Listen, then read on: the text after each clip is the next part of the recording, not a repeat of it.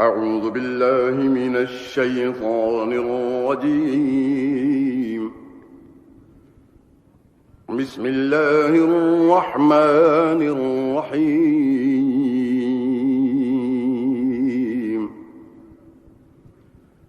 وما من دابة في الأرض إلا على الله رزقها ويعلم مستقرها ومستودعها كل في كتاب مبين. وهو الذي خلق السماوات والأرض في 6 أيام وكان عرشه على الماء ليبلوكم أيكم أحسن عملا. ولئن قلت إنكم مبعوثون من بعد الموت ليقولن الذين كفروا إن هذا إلا سحر مبين.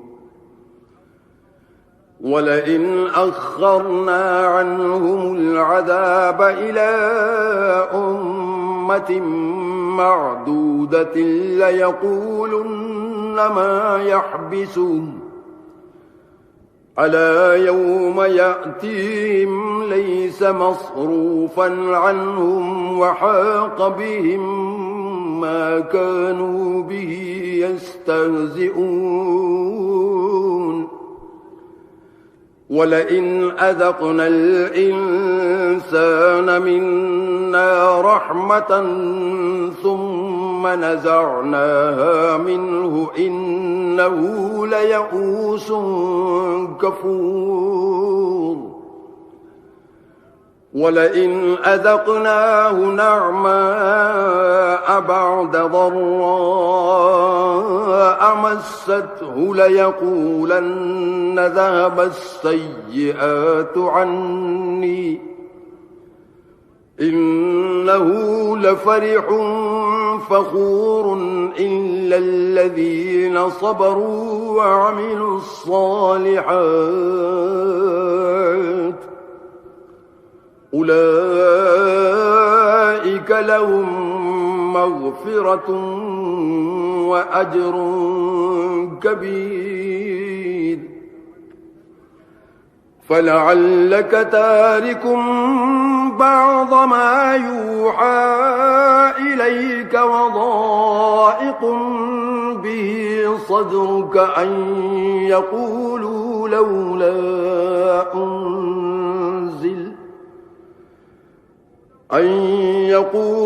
لولا أنزل عليه كنز أو جاء معه ملك إنما أنت نذير والله على كل شيء وكيل. أم يقولون افتراه قل فأتوا ب10 سور مثله مفتريات وادعوا من استطعتم من دون الله إن كنتم صادقين. فإن لم يستجيبوا لكم فاعلموا أنما أنزل بعلم الله وأن لا إله إلا هو فهل أنتم مسلمون. من كان يريد الحياة الدنيا وزينتها نوف إليهم أعمالهم فيها وهم فيها لا يبخسون. أولئك الذين ليس لهم في الآخرة إلا النار وحبط ما صنعوا فيها وباطل ما كانوا يعملون أفمن كان على بينة من ربه ويتلوه شاهد منه ومن قبله كتاب موسى إماما ورحمة أولئك يؤمنون به ومن يكفر به من الأحزاب فالنار موعده فلا تك في مرية منه إنه الحق من ربك ولكن أكثر الناس لا يؤمنون ومن أظلم ممن افترى على الله كذبا أولئك يعرضون على ربهم ويقول الأشهاد هؤلاء الذين كذبوا على ربهم ألا لعنة الله على الظالمين الذين يصدون عن سبيل الله ويبغونها عوجا وهم بالآخرة هم كافرون أولئك لم يكونوا معجزين في الأرض وما كان لهم من دون الله من أولياء يضاعف لهم العذاب ما كانوا يستطيعون السمع وما كانوا يبصرون أولئك الذين خسروا أنفسهم وضل عنهم ما كانوا يفترون لا جرم أنهم في الآخرة هم الأخسرون إن الذين آمنوا وعملوا الصالحات وأخبتوا إلى ربهم أولئك أصحاب الجنة هم فيها خالدون مثل الفريقين كالأعمى والأصم والبصير والسميع هل يستويان مثلا أفلا تذكرون ولقد أرسلنا نوحا إلى قومه إني لكم نذير مبين ألا تعبدوا إلا الله إني أخاف عليكم عذاب يوم أليم فقال الملأ الذين كفروا من قومه ما نراك إلا بشرا مثلنا وما نراك اتبعك إلا الذين هم أراذلنا بادي الرأي وما نرى لكم علينا من فضل بل نظنكم كاذبين قال يا قوم أرأيتم إن كنت على بينة من ربي وآتاني رحمة من عنده فعميت عليكم أنلزمكموها وأنتم لها كارهون ويا قوم لا أسألكم عليه مالا إن أجري إلا على الله وما أنا بطارد الذين آمنوا إنهم ملاقو ربهم ولكني أراكم قوما تجهلون ويا قوم من ينصرني من الله إن طردتهم أفلا تذكرون ولا أقول لكم عندي خزائن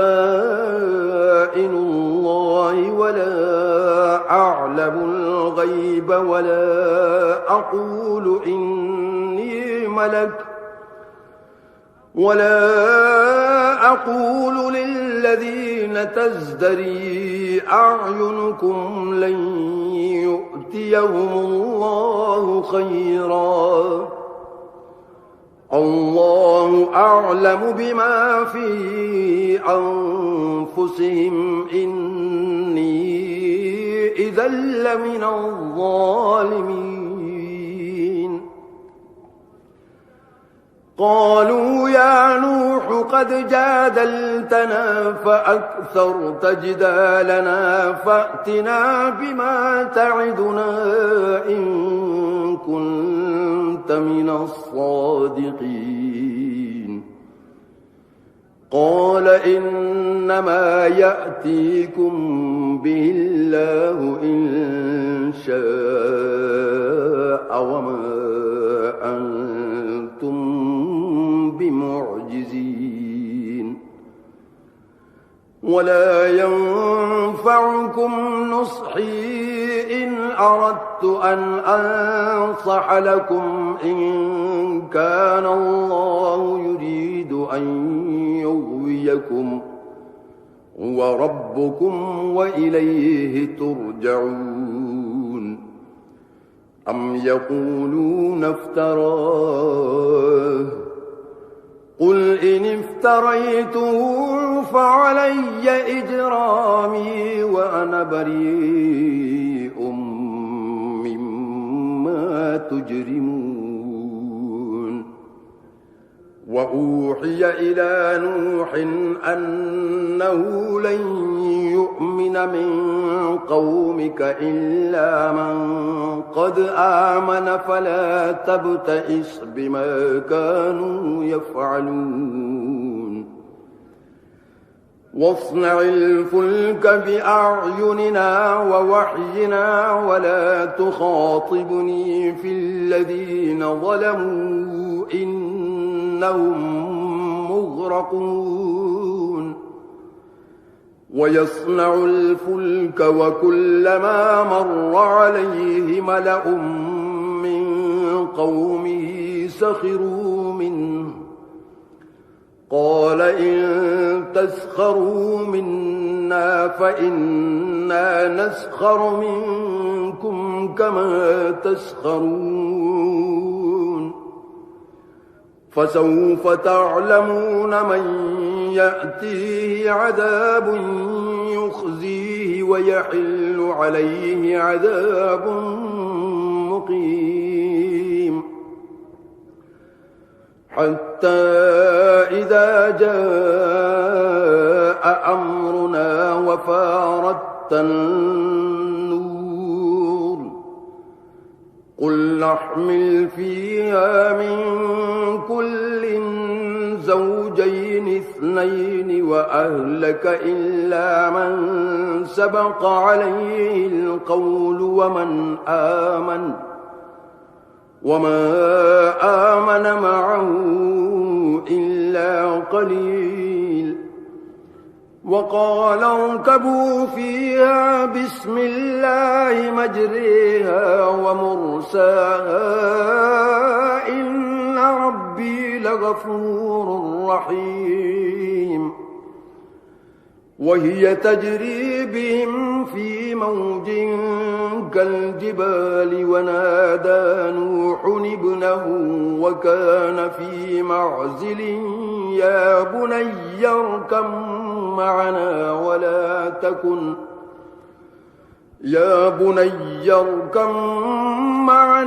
ولا تكن مع الكافرين قال سآوي إلى جبل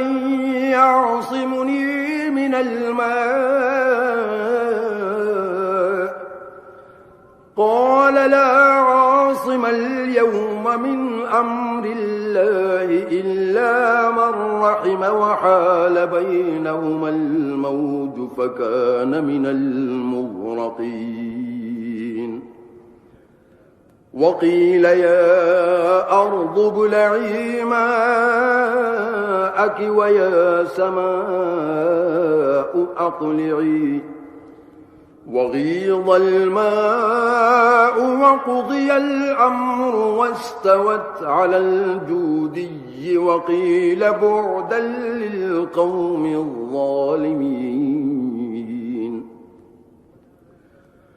ونادى نوح ربه فقال رب إن ابني من أهلي وإن وعدك الحق وأنت أحكم الحاكمين قال يا نوح إنه ليس من أهلك إنه عمل غير صالح فلا تسأل لما ليس لك به علم إني أعظك أن تكون من الجاهلين قال رب إني أعوذ بك أن أسألك ما ليس لي به علم وإلا تغفر لي وترحمني أكن من الخاسرين قيل يا نوح اهبط بسلام منا وبركات عليك وعلى ممن معك وأمم سنمتعهم ثم يمسهم منا عذاب أليم تلك من أنباء الغيب نوحيها إليك ما كنت تعلمها أنت ولا قومك من قبل هذا فاصبر إن العاقبة للمتقين وإلى عاد أخاهم هودا قال يا قوم اعبدوا الله ما لكم من إله غيره إن أنتم إلا مفترون يا قوم لا أسألكم عليه أجرا إن أجري إلا على الذي فطرني أفلا تعقلون ويا قوم استغفروا ربكم ثم توبوا إليه يرسل السماء عليكم مدرارا ويزدكم قوة إلى قوتكم ولا تتولوا مجرمين قالوا يا هود ما جئتنا ببينة وما نحن بتاركي آلهتنا عن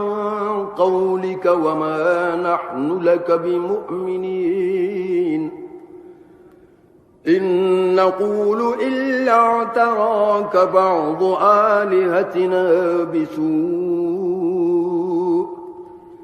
قال إني أشهدوا الله واشهدوا أني بريء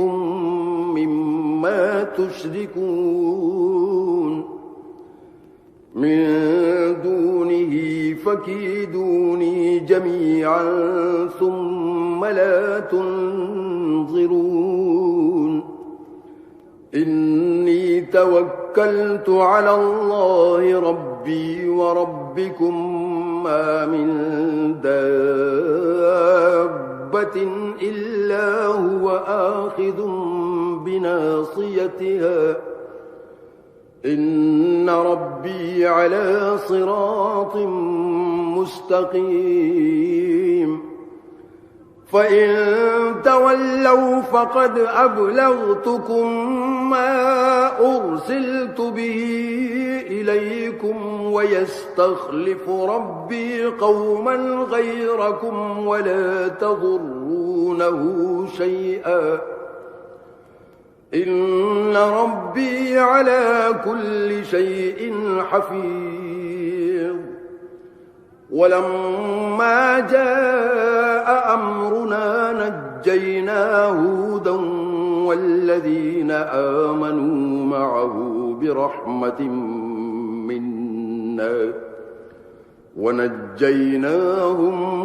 من عذاب غليظ وتلك عاد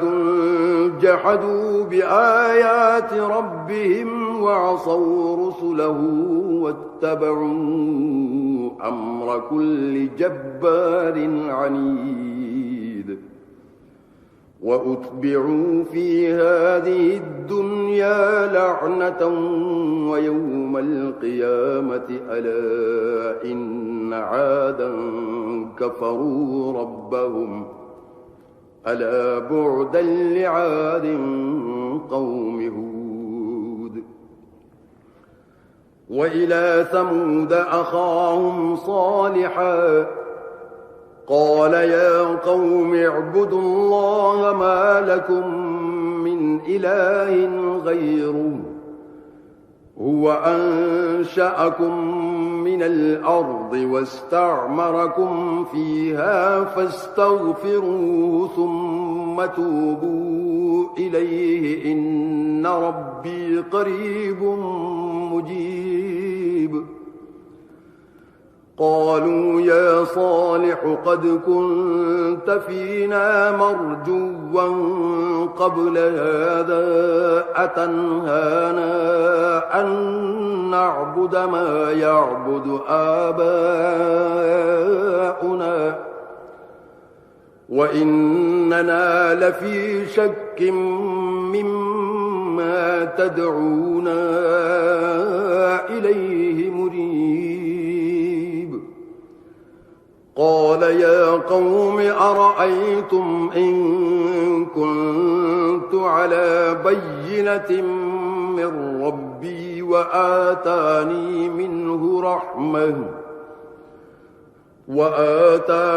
منه رحمة فمن ينصرني من الله إن عصيته فما تزيدونني غير تخسير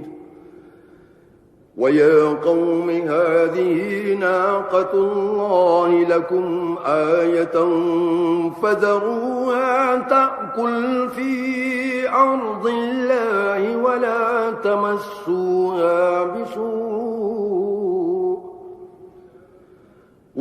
تمسوها بسوء فيأخذكم عذاب قريب فعقروها فقال تمتعوا في داركم 3 أيام ذلك وعد غير مكذوب فلما جاء أمرنا نجينا صالحا والذين آمنوا معه برحمة منا ومن خزي يومئذ إن ربك هو القوي العزيز وأخذ الذين ظلموا الصيحة فأصبحوا في ديارهم جاثمين كأن لم يغنوا فيها ألا إن ثمود كفروا ربهم ألا بعدا لثمود ولقد جاءت رسلنا إبراهيم بالبشرى قالوا سلاما قال سلام فما لبث أن جاء بعجل حنيذ فلما رأى أيديهم لا تصل إليه نكرهم وأوجس منهم خيفة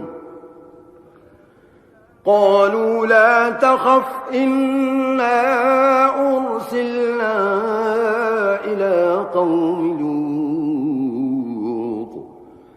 وامرأته قائمة فضحكت فبشرناها بإسحاق ومن وراء إسحاق يعقوب قالت يا ويلتى أألد وأنا عجوز وهذا بعلي شيخا إن هذا لشيء عجيب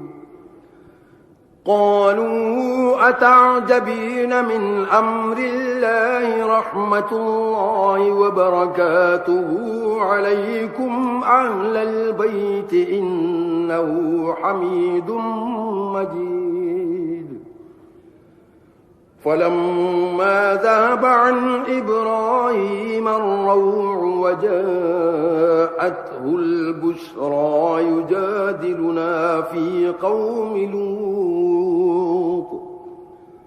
إن إبراهيم لحليم أواه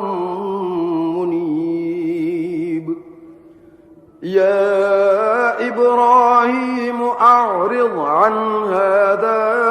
إنه قد جاء أمر ربك وإنهم آتيهم عذاب غير مردود ولما جاءت رسلنا لوطا سيء بهم وضاق بهم ذرعا وقال هذا يوم عصيب وجاءه قومه يهرعون إليه ومن قبل كانوا يعملون السيئات قال يا قوم هؤلاء بناتي هن أطهر لكم فاتقوا الله ولا تخزون في ضيفي أليس منكم رجل رشيد قالوا لقد علمت ما لنا في بناتك من حق وإنك لتعلم ما نريد قال لو أن لي بكم قوة أو آوي إلى ركن شديد قالوا يا لوط إنا رسل ربك لن يصلوا إليك فأسر بأهلك بقطع من الليل ولا يلتفت منكم أحد إلا امرأتك إنه مصيبها ما أصابهم إن موعدهم الصبح أليس الصبح بقريب فلما جاء أمرنا جعلنا عاليها سافلها وأمطرنا عليها حجارة من سجيل منضود مسومة عند ربك وما هي من الظالمين ببعيد وإلى مدين أخاهم شعيبا قال يا قوم اعبدوا الله ما لكم من إله غيره ولا تنقصوا المكيال والميزان إني أراكم بخير وإني أخاف عليكم عذاب يوم محيط ويا قوم أوفوا المكيال والميزان بالقسط ولا تبخسوا الناس أشياءهم ولا تعثوا في الأرض مفسدين بقية الله خير لكم إن كنتم مؤمنين وما أنا عليكم بحفيظ قالوا يا شعيب أصلاتك تأمرك أن نترك ما يعبد آباؤنا أو أن نفعل في أموالنا ما نشاء إنك لأنت الحليم الرشيد قال يا قوم أرأيتم إن كنت على بينة من ربي ورزقني منه رزقا حسنا وما أريد أن أخالفكم إلى ما أنهاكم عنه إن أريد إلا الإصلاح ما استطعت وما توفيقي إلا بالله عليه توكلت وإليه أنيب ويا قوم لا يجرمنكم شقاقي أن يصيبكم مثل ما أصاب قوم نوح أو قوم هود أو قوم صالح وما قوم لوط منكم ببعيد واستغفروا ربكم ثم توبوا إليه إن ربي رحيم ودود قالوا يا شعيب ما نفقه كثيرا مما تقول وإنا لنراك فينا ضعيفا ولولا رهطك لرجمناك وما أنت علينا بعزيز قال يا قوم أرهطي أعز عليكم من الله واتخذتموه وراءكم ظهريا إن ربي بما تعملون محيط ويا قوم اعملوا على مكانتكم إني عامل سوف تعلمون من يأتيه عذاب يخزيه ومن هو كاذب وارتقبوا إني معكم رقيب ولما جاء أمرنا نجينا شعيبا والذين آمنوا معه برحمة منا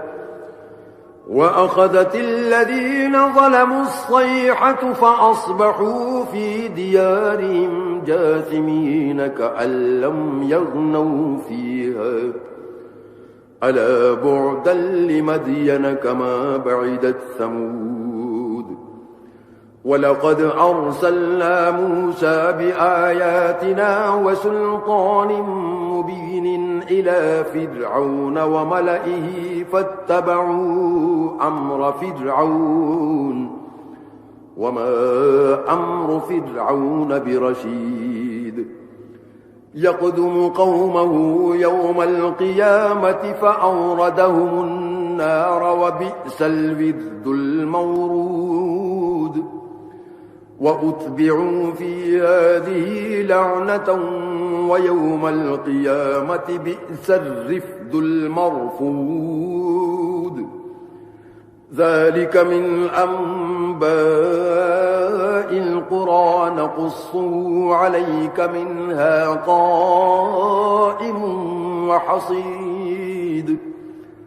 وما ظلمناهم ولكن ظلموا أنفسهم فما أغنت عنهم آلهتهم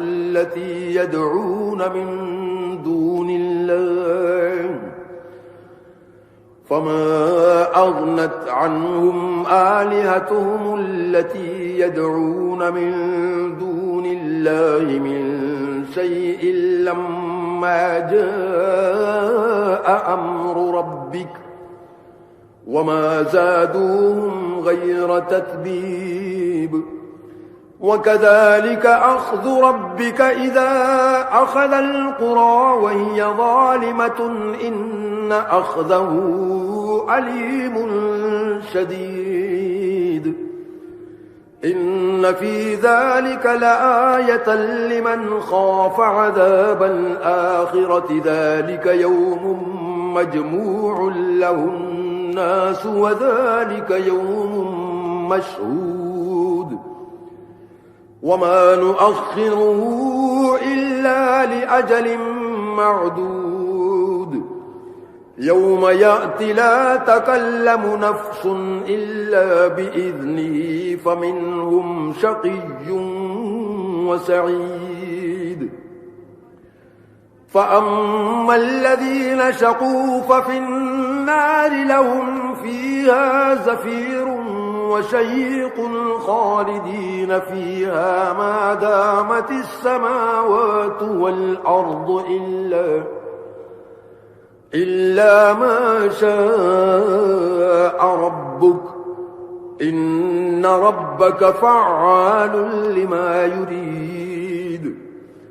وأما الذين سعدوا ففي الجنة خالدين فيها ما دامت السماوات والأرض إلا ما شاء ربك عطاء غير مجذوذ فلا تك في مرية مما يعبد هؤلاء ما يعبدون إلا كما يعبد آباؤهم من قبل وإنا لموفوهم نصيبهم غير منقوص ولقد آتينا موسى الكتاب فاختلف فيه ولولا كلمة سبقت من ربك لقضي بينهم وإنهم لفي شك منه مريب وإن كلا لما ليوفينهم ربك أعمالهم إنه بما يعملون خبير فاستقم كما أمرت ومن تاب معك ولا تطغوا إنه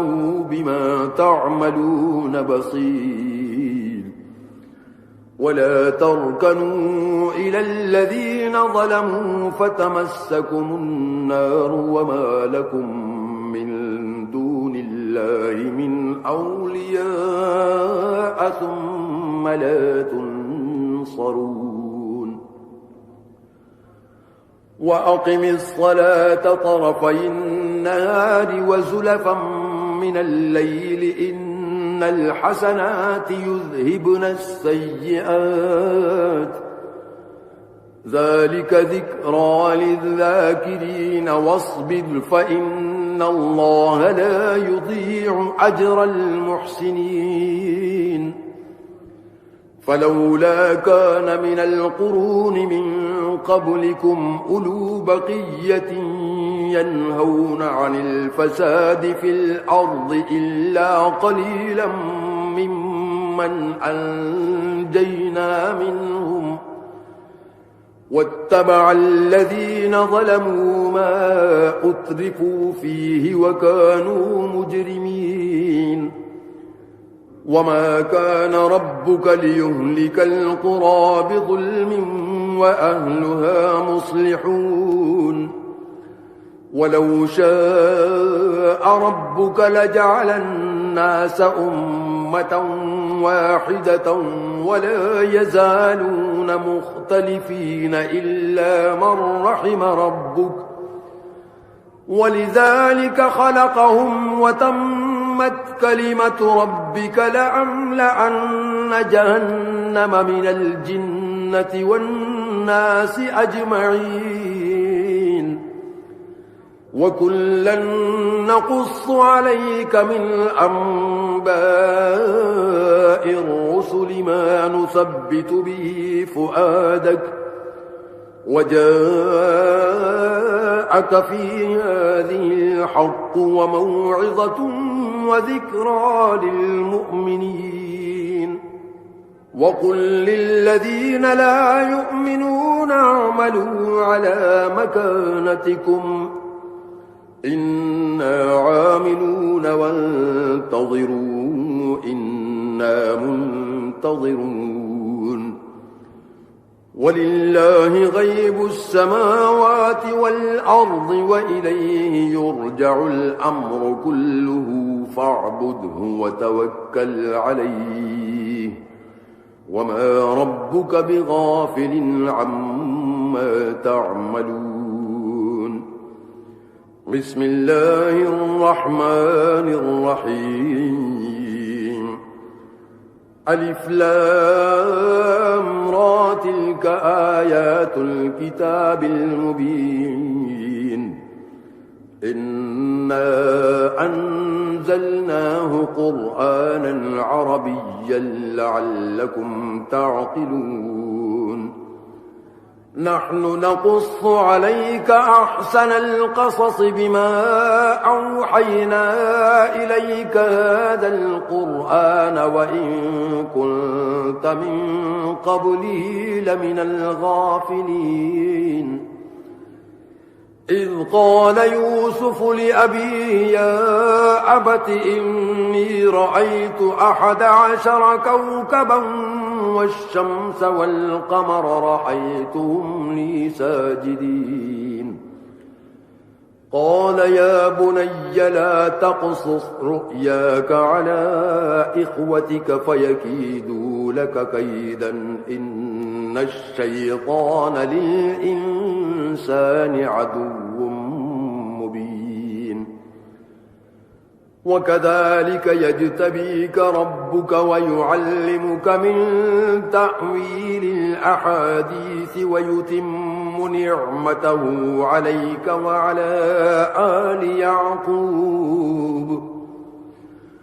ويتم نعمته عليك وعلى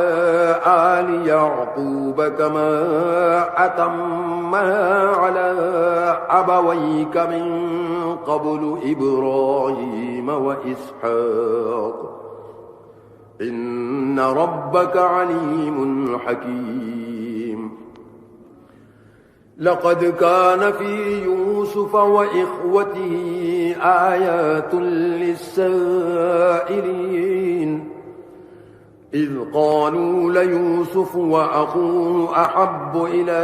أبينا منا ونحن عصبة إن أبانا لفي ضلال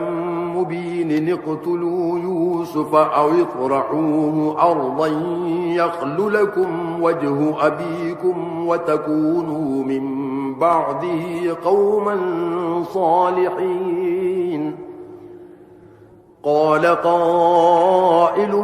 منهم لا تقتلوا يوسف وألقوه في غيابة الجب يلتقطه بعض السيارة إن كنتم فاعلين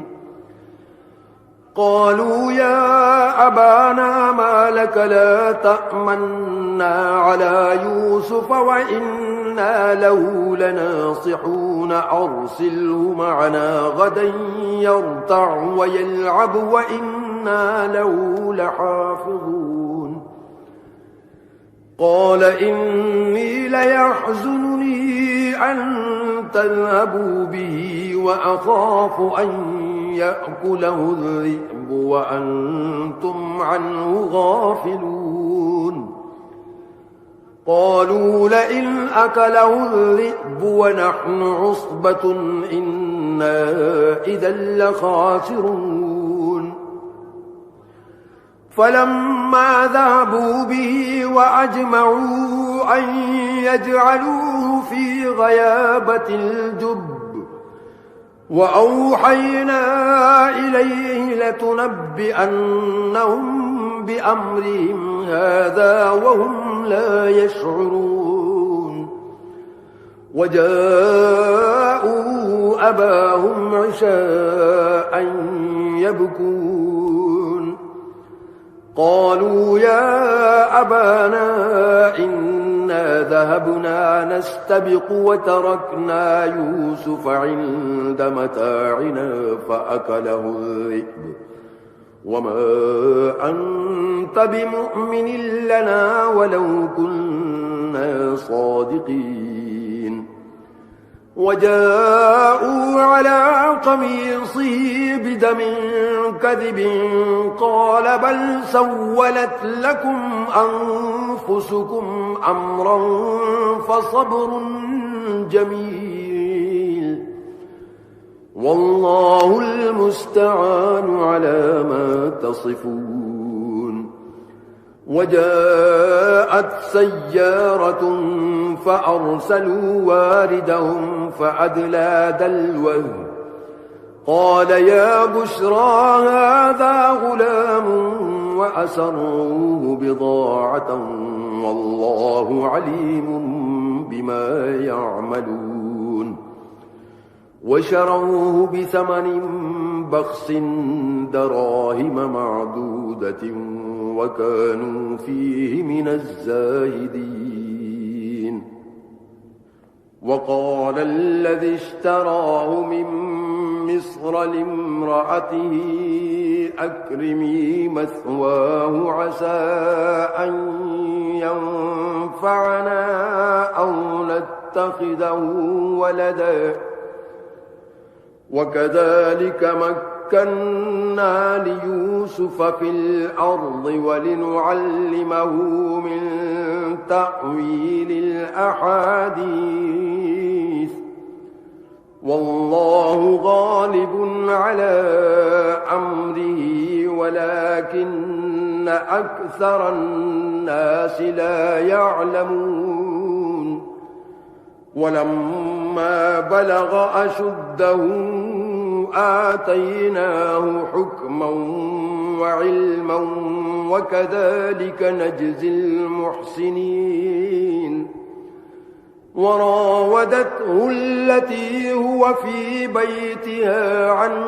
نفسه وغلقت الأبواب وقالت هيت لك قال معاذ الله إنه ربي أحسن مثواي إنه لا يفلح الظالمون ولقد همت به وهم بها لولا أن رأى برهان ربه كذلك لنصرف عنه السوء والفحشاء إنه من عبادنا المخلصين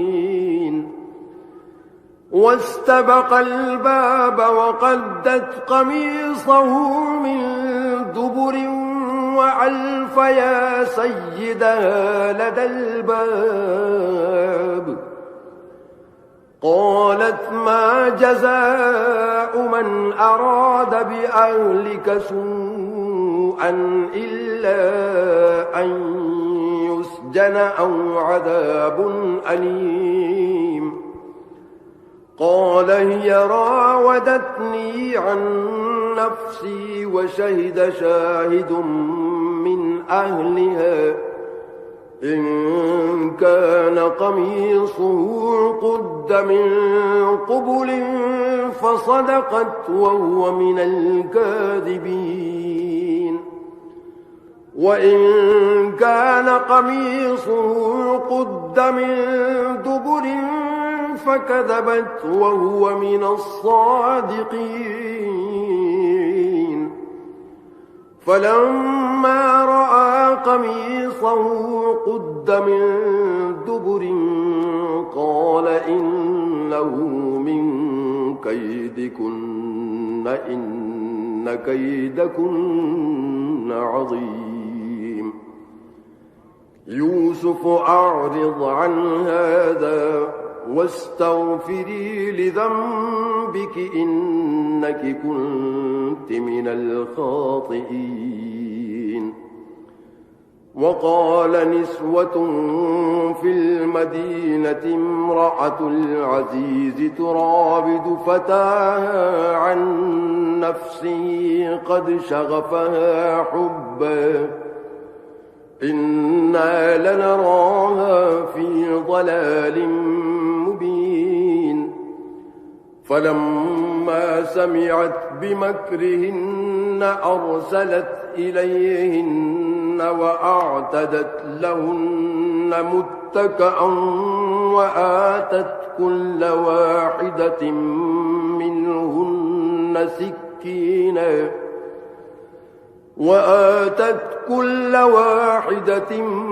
منهن سكينا وقالت اخرج عليهن. فلما رأينه أكبرنه وقطعن أيديهن وقلن حاش لله ما هذا بشرا إن هذا إلا ملك كريم. قالت فذلكن الذي لمتنني فيه ولقد راودته عن نفسه فاستعصم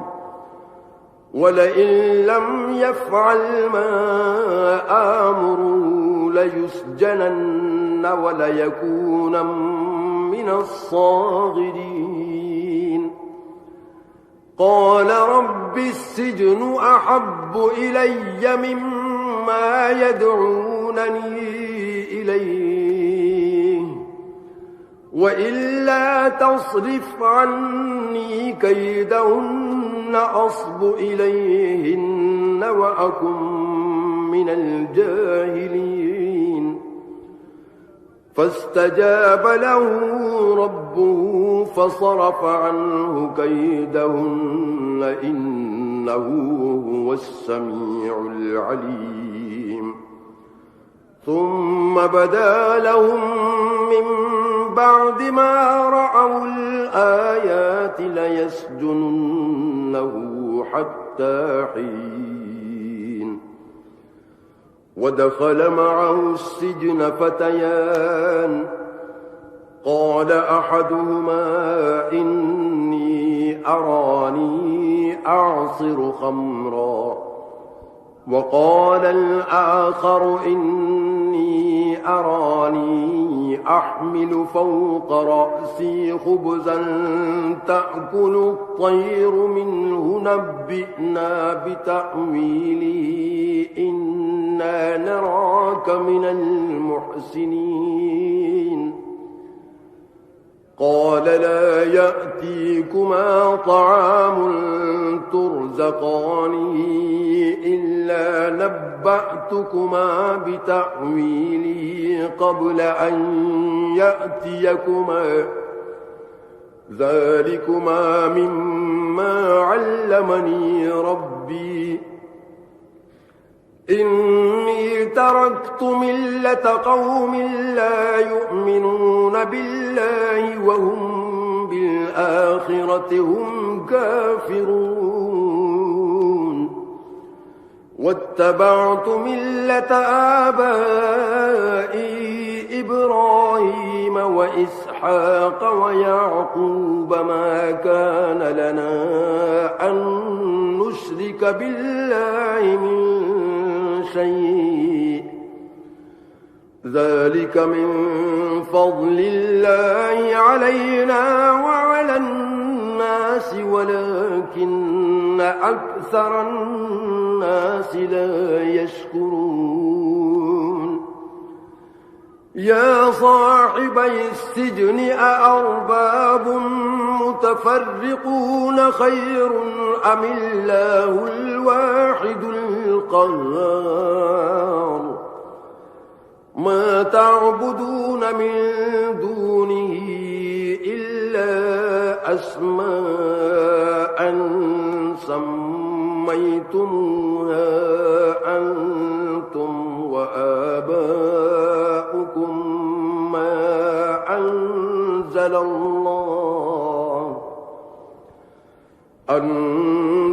وآباؤكم ما أنزل الله بها من سلطان إن الحكم إلا لله أمر ألا تعبدوا إلا إياه ذلك الدين القيم ولكن أكثر الناس لا يعلمون يا صاحبي السجن أما أحدكما فيسقي ربه خمرا وأما الآخر فيصلب فتأكل الطير من رأسه قضي الأمر الذي فيه تستفتيان وقال للذي ظن أنه ناج منهما اذكرني عند ربك فأنساه الشيطان ذكر ربه فلبث في السجن بضع سنين وقال الملك إني أرى 7 بقرات سمان يأكلهن 7 عجاف و7 سنبلات خضر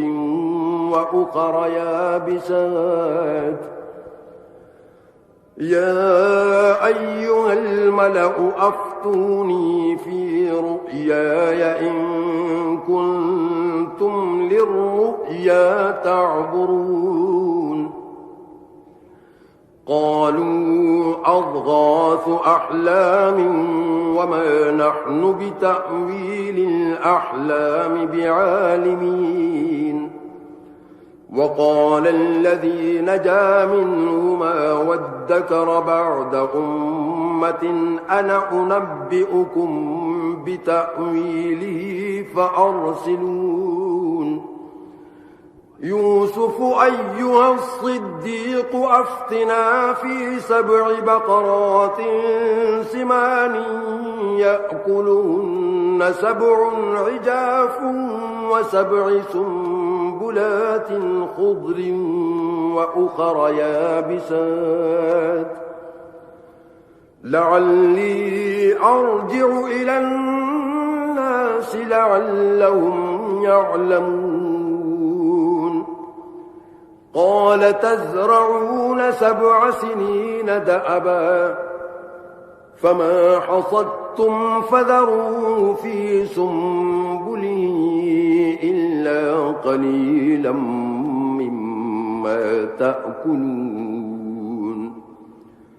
ثم يأتي من بعد ذلك 7 شداد يأكلن ما قدمتم لهن إلا قليلا مما تحصنون ثم يأتي من بعد ذلك عام فيه فيه يغاث الناس وفيه يعصرون وقال الملك ائتوني به فلما جاءه الرسول قال ارجع إلى ربك فاسأله ما بال النسوة اللاتي قطعن أيديهن إن ربي بكيدهن عليم قال ما خطبكن إذ راوتن يوسف عن نفسه قل حاش لله ما علمنا عليه من سوء قالت امرأة العزيز الآن حصل الحق أنا راودته عن نفسه وإنه لمن الصادقين ذلك ليعلم أني لم أخنه بالغيب وأن الله لا يهدي كيد الخائنين أعوذ بالله من الشيطان الرجيم